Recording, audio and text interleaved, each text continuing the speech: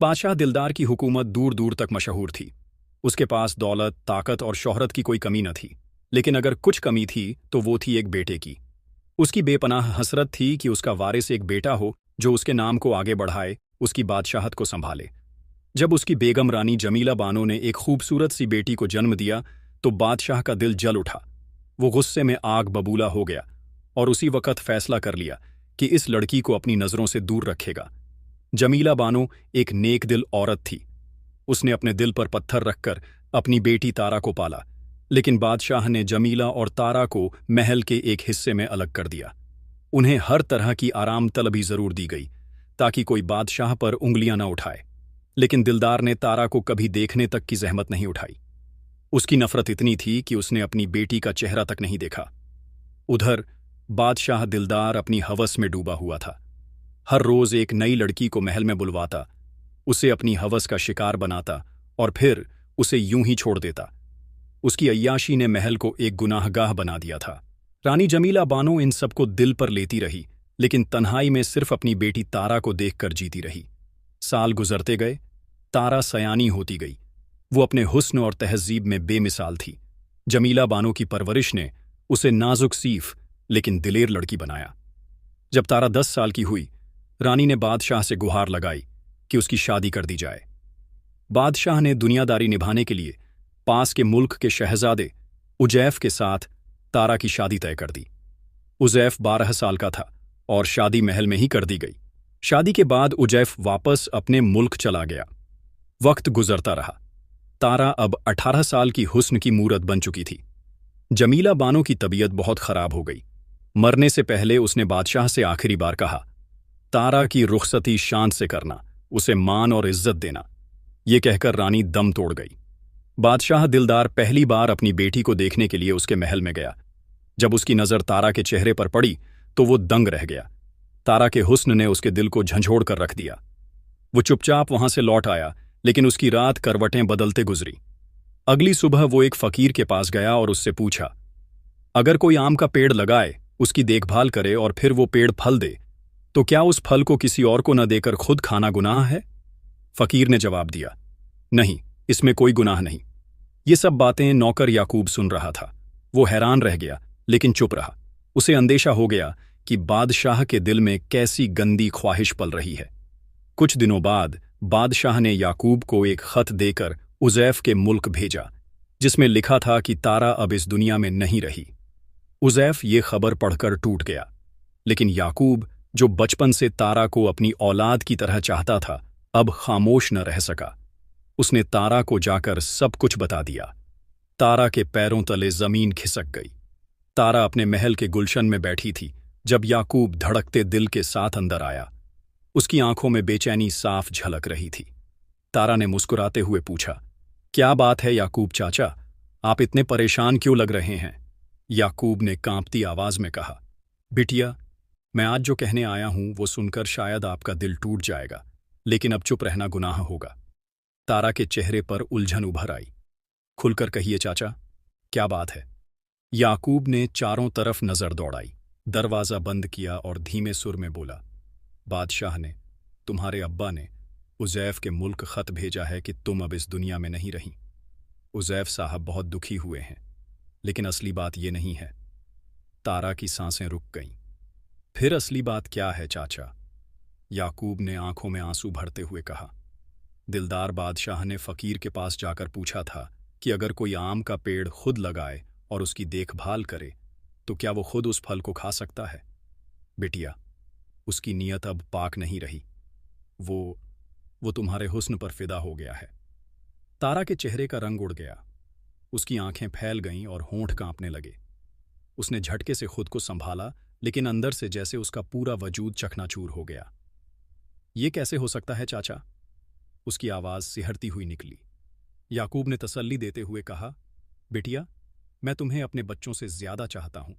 जब से तुम्हारी मां का इंतकाल हुआ है, मैं हर वक्त तुम्हारी हिफाजत की दुआ करता हूं। अब वक्त आ गया है कि हम दोनों कुछ फैसला करें। ये महल अब तुम्हारे लिए महफूज नहीं रहा। तारा ने अपनी भीगी हुई आंखों से याकूब को देखा। चाचा, मेरी मां हमेशा कहती थी, खुददारी और इज्जत सबसे बड़ी दौलत है। मैं अपनी इज्जत को मिटने नहीं दूंगी, आप मेरा साथ देंगे? याकूब ने सीना ठोक कर कहा, जान हाजिर है बिटिया। आप कहिए, अब क्या करना है? तारा ने सख्त लहजे में कहा, हमें इस जालिम बादशाह के खिलाफ खड़ा होना होगा। चाहे कुछ भी हो जाए, मैं अपनी रुखसती उजैफ के पास जाकर करूंगी। मेरी मां का सपना अधूरा नहीं रहेगा। याकूब ने उसकी आंखों में पहली बार इतनी हिम्मत देखी। वो झुककर बोला, आप जैसी बेटी पर हर मुल्क को फख्र होगा बिटिया। अब आप अकेली नहीं हैं। तारा ने आसमान की तरफ देखा और अपनी मां को याद किया। दिल में कस्में खाईं और फैसला कर लिया कि अब वो सिर्फ एक बेजान मोहरा नहीं रहेगी, बल्कि अपनी किस्मत खुद लिखेगी। तारा उस रात अपने कमरे में बैठी आंखें बंद किए सोच रही थी। दिल में मां की आवाज गूंज रही थी, इज्जत सबसे बड़ी दौलत है तारा। उसकी आंखों से आंसू बहते जा रहे थे, लेकिन चेहरा पत्थर की तरह सख्त हो गया था। याकूब धीरे से कमरे में दाखिल हुआ। उसके हाथ में महल का नक्शा और कुछ जरूरी सामान था। उसने फुसफुसाते हुए कहा, बिटिया, मैंने सब इंतजाम कर लिया है। पीछे वाले पुराने दरवाजे से निकलेंगे। वहां पहरेदार कम होते हैं और रास्ता जंगल की तरफ जाता है। एक छोटी सी नाव भी तैयार रखी है नदी किनारे। हम सीधे पड़ोसी मुल्क की तरफ निकल जाएंगे। तारा ने गहरी सांस ली और कहा, याकूब चाचा, ये कदम बहुत बड़ा है। अगर हम पकड़े गए तो मेरी जान तो जाएगी ही, आप भी नहीं बच पाएंगे। क्या आप अब भी तैयार हैं? याकूब ने बिना हिचक बोले, बिटिया, मैंने तुम्हारी मां से वादा किया था कि तुम्हारी हिफाजत करूंगा। आज अगर पीछे हट जाऊं तो वो कब्र में भी मुझे माफ नहीं करेंगी। तारा की आंखें भर आईं, लेकिन उसने खुद को मजबूत रखा। ठीक है चाचा, कल रात हम निकलेंगे, लेकिन एक बात याद रखिए, हमें उजैफ तक सही सलामत पहुंचना है। यही हमारी असली जीत होगी। याकूब ने सिर झुकाकर हामी भरी। अगली रात का हर पल भारी था। तारा ने अपना सामान बांधा, एक छोटी सी संदूकची जिसमें मां की निशानियां थीं। महल में सन्नाटा था, लेकिन तारा का दिल जोर जोर से धड़क रहा था। याकूब ने इशारा किया और दोनों दबे पांव महल के पीछे वाले रास्ते की तरफ बढ़े। जैसे ही वो पुराने दरवाजे तक पहुंचे, अचानक एक हल्की सी आवाज आई। दोनों रुक गए। तारा की सांसें थम गईं। याकूब ने जल्दी से तारा को पीछे किया और खुद आगे बढ़कर देखा। वहां एक बूढ़ा पहरेदार बैठा ऊँघ रहा था। याकूब ने राहत की सांस ली और फुसफुसाकर कहा, अल्लाह ने बचा लिया बिटिया, जल्दी चलो।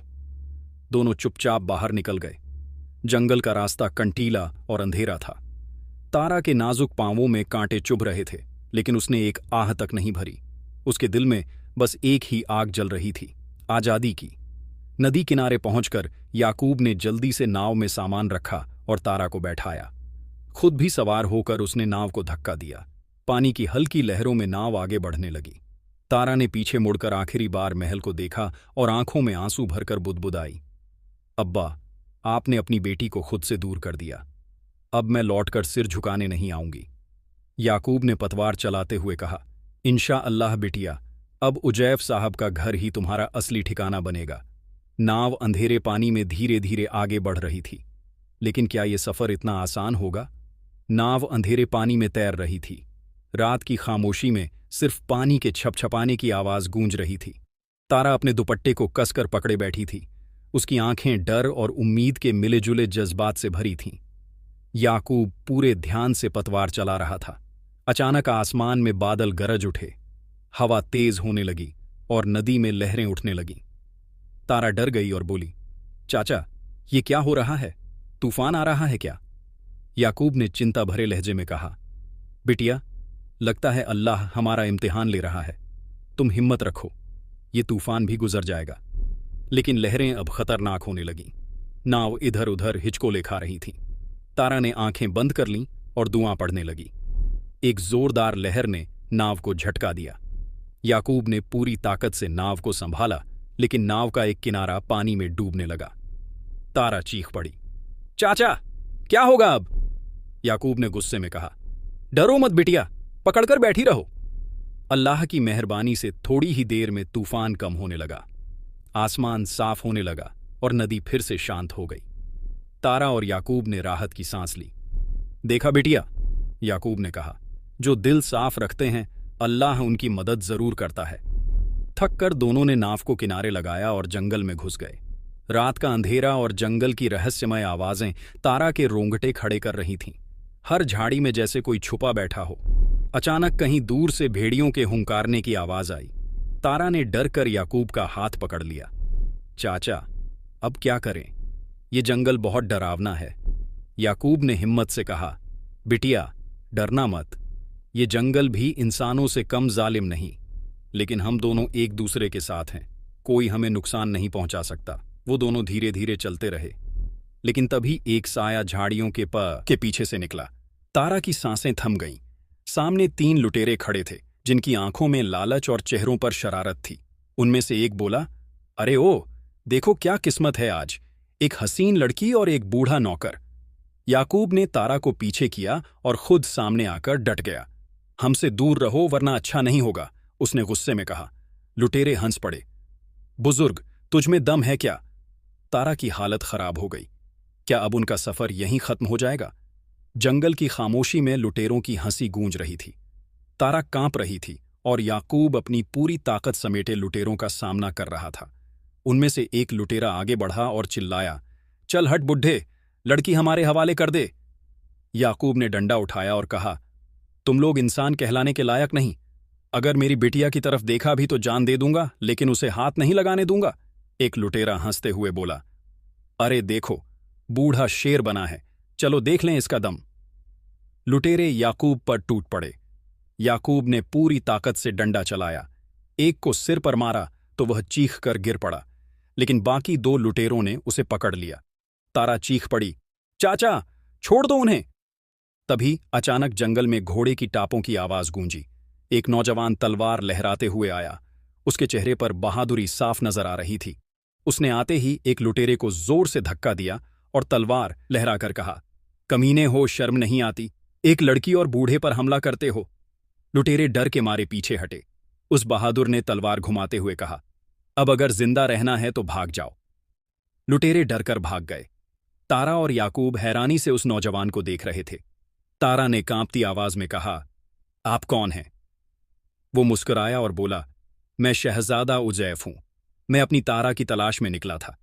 अल्लाह ने मुझे तुम्हारे पास पहुंचा दिया। याकूब और तारा दोनों की आंखों में आंसू आ गए। याकूब ने कहा, मालिक, आप वक्त पर आ गए, वरना आज। उजैफ ने तारा की तरफ देखा। उसकी आंखों में मोहब्बत और राहत साफ झलक रही थी। अब मैं तुम्हें किसी तकलीफ में नहीं पड़ने दूंगा तारा, उसने मजबूती से कहा। तारा सिसकते हुए बोली, मुझे यकीन नहीं हो रहा कि आप सच में आ गए। उजैफ ने कहा, अब हमें जल्दी यहां से निकलना होगा। जंगल में और खतरे हैं, चलो मेरे साथ। और वो तीनों उस वीरान जंगल से निकलने लगे। लेकिन किस्मत ने क्या और इम्तिहान लिख रखे थे, ये कोई नहीं जानता था। उजैफ तारा और याकूब को अपने महल ले आया। महल में खुशी की लहर दौड़ गई। सब हैरान थे कि शहजादी तारा, जिसके मरने की खबर आई थी, जिंदा और सलामत थी। उजैफ ने सबसे कहा, ये मेरी बीवी है, मेरी तारा, इसे इज्जत दो, इसका मान बढ़ाओ। महल की खिदमतगारों ने तारा को गले लगाया और कहा, अल्लाह का लाख लाख शुक्र है, शहजादी साहिबा वापस आ गईं। तारा की आंखों में आंसू थे। पहली बार उसे ऐसा लग रहा था कि वो महफूज है। याकूब ने राहत की सांस ली और बोला, मालिक, अल्लाह आपको सलामत रखे। आपने तारा बीबी को एक नई जिंदगी दी है। इधर दिलदार बादशाह अपने महल में बैठा गुस्से से कांप रहा था। जब उसे ये खबर मिली कि उजैफ ने तारा को ढूंढ लिया है और अपने महल ले गया है, तो उसका खून खौल उठा।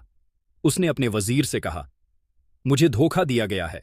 मैंने तो उसे मारने का हुक्म दिया था। अब वो जिंदा है और उजैफ के पास पहुंच गई है। वजीर ने डरते हुए पूछा, अब हुक्म क्या है जहां पनाह? दिलदार की आंखों में नफरत झलक रही थी। उसने धीरे से कहा, अब कोई और चाल चली जाएगी। उन्हें यकीन दिलाओ कि मैं बीमार हूं और तारा को आखिरी बार देखना चाहता हूं। जब वो वापस आएगी तो फिर उसका काम तमाम कर दूंगा। वजीर ने सिर झुका दिया और बोला, जो हुक्म आपका। इधर उजैफ ने तारा से कहा, अब हमें कोई जुदा नहीं कर सकता। मैं जल्द ही तुम्हें अपने पूरे मुल्क की मलिका घोषित करूंगा। तारा मुस्करा तो दी, लेकिन दिल के किसी कोने में डर बाकी था। वो जानती थी कि उसके बाप बादशाह दिलदार की साजिशें कभी खत्म नहीं होती। उसी रात वजीर ने उजैफ के महल में पैगाम भिजवाया, बादशाह दिलदार सख्त बीमार हैं, आखिरी ख्वाहिश है कि अपनी बेटी को एक बार देख सकें। तारा का दिल बैठ गया। उजैफ ने उसे देखा और कहा, तुम्हें डरने की जरूरत नहीं, मैं तुम्हारे साथ चलूंगा। तारा ने सिर झुका दिया। किस्मत ने फिर एक इम्तिहान लिख दिया था। तारा और उजैफ ने सफर शुरू किया। दिल में डर और उम्मीद दोनों साथ चल रहे थे। उजैफ ने तारा का हाथ थामकर कहा, डर मत तारा, मैं तुम्हें कुछ नहीं होने दूंगा। महल के दरवाजे जब खुले तो दिलदार बादशाह चारपाई पर लेटा हुआ था, चेहरे पर बीमारी की नकली झलक। आंखें बंद थीं, लेकिन मन में खतरनाक साजिश पल रही थी। तारा जैसे ही अंदर दाखिल हुई, उसने कांपती आवाज में कहा, अब्बा, हुजूर, मैं आ गई हूं। दिलदार ने धीरे धीरे आंखें खोलीं और तारा को देखा। वही हुस्न जिसने उसे हैवान बना दिया था, मगर चेहरे पर बाप की मोहब्बत का नकाब ओढ़कर बोला, आ गई मेरी बेटी, अल्लाह तुझे सलामत रखे। मैंने बहुत जुल्म किया तुम पर, अब दिल साफ करना चाहता हूं। तारा की आंखें भर आईं। उजैफ भी हैरानी से देख रहा था। दिलदार ने इशारा किया, तुम दोनों कुछ देर मेरे पास बैठो। तारा ने कहा, अब्बा हुजूर, आप जल्दी ठीक हो जाएंगे। दिलदार ने एक लंबी सांस ली और मन ही मन कहा, बस अब तू मेरे जाल में फंस चुकी है। रात को वजीर ने दिलदार से कहा, जहां पना, अब क्या हुक्म है? दिलदार ने गहरी आवाज में कहा, कल रात खाने में जहर मिलाया जाएगा, दोनों को खत्म कर दिया जाएगा। वजीर ने डरते हुए पूछा, अगर बात खुल गई तो? दिलदार ने हंसते हुए कहा, कोई कुछ नहीं कर पाएगा, ये मेरा मुल्क है। उधर याकूब, जो तारा की हिफाजत के लिए चुपचाप महल में आया था, दीवारों के पीछे से सब सुन रहा था। उसका दिल दहल उठा। या अल्लाह, अब क्या करूं? याकूब ने सोचते हुए कहा। वो जल्दी से तारा के कमरे की तरफ भागा। तारा और उजैफ दोनों उसके चेहरे की हालत देखकर घबरा गए। याकूब ने हाँफते हुए कहा, तारा बीबी, मालिक, यहां से भाग चलो। दिलदार बादशाह ने कल रात खाने में जहर डालने का हुक्म दिया है। तारा और उजैफ सन्न रह गए। उजैफ ने गुस्से में कहा, अब और नहीं, इस बार वो बच नहीं पाएगा। तारा के हाथ कांप रहे थे। याकूब ने कहा, जल्दी करो, नहीं तो देर हो जाएगी। रात के अंधेरे में तीनों ने भागने की तैयारी कर ली, लेकिन महल के बाहर पहरेदारों की नजरें थीं। अब भागना इतना आसान नहीं था। अंधेरी रात थी। महल के हर कोने में सन्नाटा पसरा हुआ था, लेकिन दरवाजों पर पहरेदारों की चौकसी बरकरार थी। तारा, उजैफ और याकूब महल के पीछे के एक गुप्त रास्ते से बाहर निकलने की तैयारी में थे। याकूब ने धीरे से कहा, यहीं से एक सुरंग निकलती है जो जंगल के पास जाकर खुलती है, लेकिन बहुत सतर्क रहना होगा। तारा का दिल जोर जोर से धड़क रहा था। उजैफ ने उसकी कांपती उंगलियों को थामा और कहा, डर मत तारा, हम बच जाएंगे। तीनों दबे पांव चलते हुए सुरंग के मुहाने तक पहुंचे, मगर अचानक एक पहरेदार की नजर पड़ गई। कौन है वहां? आवाज गूंजी। उजैफ ने तलवार खींच ली और पहरेदार पर टूट पड़ा। लड़ाई की आवाज सुनकर बाकी पहरेदार भी दौड़ पड़े। याकूब ने जल्दी से तारा को सुरंग में धकेला और कहा, जल्दी अंदर जाओ। तारा अंदर भागी। उजैफ ने 2 पहरेदारों को ढेर कर दिया, लेकिन लोग बढ़ते जा रहे थे। याकूब ने उजैफ से कहा, मालिक, अब आप भी अंदर जाइए, मैं पीछे आता हूं। उजैफ तारा के पीछे सुरंग में घुसा और याकूब आखिरी पहरेदार को धक्का देकर खुद भी अंदर कूद गया। सुरंग का रास्ता तंग और अंधेरा था, लेकिन डर से ज्यादा जिंदगी की चाह थी। कई मिनटों तक भागते भागते आखिरकार वो जंगल के किनारे पहुंचे। सांसें फूली हुई थीं और शरीर थक कर चूर हो चुका था। उजैफ ने तारा को अपनी बाहों में लिया और कहा, हम बच गए तारा, अल्लाह का शुक्र है। याकूब ने कहा, लेकिन अभी खतरा खत्म नहीं हुआ। बादशाह दिलदार हमें ढूंढ निकालेगा। हमें अब किसी ऐसी जगह जाना होगा जहां वो पहुंच न सके। तारा ने कांपती आवाज में कहा, क्या अब कभी हमें चैन मिलेगा याकूब चाचा? याकूब ने तारा के सर पर हाथ रखते हुए कहा, अल्लाह पर भरोसा रखो बेटी, अंधेरे के बाद सवेरा जरूर आता है। इधर महल में दिलदार बादशाह गुस्से से पागल हो रहा था। कहाँ गए वो लोग? पूरी फौज भेजो, ढूंढ कर लाओ, जिंदा या मुर्दा। अब ये जंग और भी खतरनाक मोड़ लेने वाली थी। जंगल की ठंडी हवाओं में डर और सिहरन घुली हुई थी। तारा के पैर कांप रहे थे, लेकिन उजैफ ने उसका हाथ थाम रखा था। याकूब आगे आगे रास्ता तलाश कर रहा था। आसमान पर काले बादल छाए थे और रात गहरी होती जा रही थी। इस तरफ आइए, याकूब ने फुसफुसाते हुए कहा, यहां एक पुराना गुफा है, कुछ दिन वहां छुप सकते हैं। तीनों पत्थरों और झाड़ियों को चीरते हुए गुफा तक पहुंचे। गुफा अंधेरी थी, लेकिन फिलहाल यही उनकी पनाहगाह बन सकती थी। उजैफ ने तारा को बिठाते हुए कहा, अब कुछ देर आराम करो, हम दोनों पहरा देंगे। तारा थकी हुई थी, लेकिन आंखों में नींद नहीं थी। दिल में माँ बाप की बातें, उजैफ से निकाह और बादशाह की दरिंदगी का खौफ सब घूम रहा था। उधर महल में दिलदार बादशाह का गुस्सा चरम पर था। उसने सिपहसालार को बुलाकर कहा, पूरे जंगल में आग लगा दो अगर जरूरत पड़ी तो, मगर उन्हें जिंदा या मुर्दा पकड़ कर लाओ। सिपाही तलवारें निकालकर जंगल में फैल गए। दूर दूर तक टार्चों की रोशनी जंगल में चमक रही थी। जानवर भी दहशत में भाग रहे थे। याकूब ने गुफा के मुहाने से देखा और डर कर वापस आया। मालिक, वो लोग जंगल में घुस चुके हैं, हमें आगे बढ़ना होगा। उजैफ ने कहा, अब एक ही रास्ता है, जंगल पार करके सरहद तक पहुंचना, वहां से हम अपने मुल्क जा सकते हैं। तारा ने कांपते हुए कहा, क्या हम वहां तक पहुंच पाएंगे? याकूब ने मजबूती से कहा, अल्लाह बड़ा है बेटी, वो जरूर मदद करेगा। तीनों ने फिर सफर शुरू किया। कांटों और पत्थरों से रास्ता और भी कठिन था। उजैफ ने तारा को सहारा दिया। अचानक एक तरफ से आवाज आई, इधर देखो, कुछ लोगों के पैरों के निशान। याकूब के चेहरे का रंग उड़ गया। उजैफ ने कहा, अब बस दौड़ो। तीनों भागने लगे। पीछे से सिपाहियों की आवाजें तेज होती जा रही थीं। तीरों की आवाजें और तलवारों की झंकार जंगल को गूंजा रही थी। तारा का दुपट्टा झाड़ियों में उलझ गया।